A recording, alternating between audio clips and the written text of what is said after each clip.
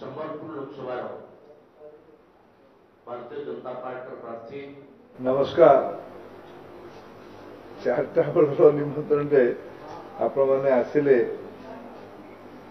मे मासर चार्टा भी बहुत उत्ताप अच्छी राज्य रे राजनीतिक उत्ताप भी धीरे धीरे बढ़िबा आरंभ कलानी। मु दुई जनकर परिचय आउ थे करने चाहूँगी। आदरणीय दुलाल प्रधान जार परिचय है दुलाल बाबू एथर फास्ट फेज रे कांग्रेस रो संबलपुर रो लोकसभा कैंडिडेट घोषणा होता परे तांको बदलिक लंबा समय धरिकी दुलाल बाबू छात्र कांग्रेस युवा कांग्रेस और एवं सी पीसीसी रो जनरल सेक्रेटरी दायित्व रे भी थिले। तांको कांग्रेस पार्टी सेठी प्रार्थी करिथिला पुणे तांको परिवर्तन करला। तार प्रतिवाद करके दुलाल बाबू कांग्रेस दल छाड़ी भारतीय जनता पार्टी रे जोग देले।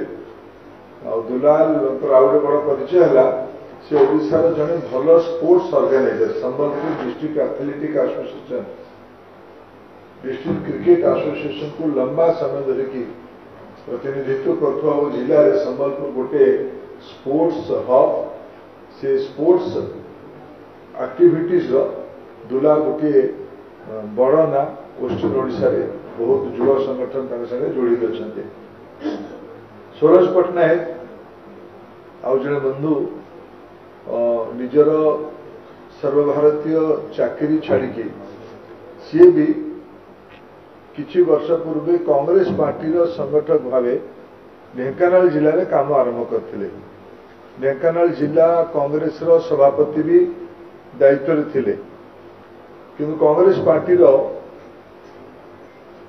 दोहरा राजनीति को अस्वीकार करके सूरज बाबू भी किछि दिन पूर्वे कांग्रेस पार्टी परित्याग करके भारतीय जनता पार्टी रे जोग देले। ये उभय बंधु हमर संबलपुर ढेंकानाल यू लोकसभा रे प्रभावी भावे भारतीय जनता पार्टी प्रचार अभियान में सामिल हो गले।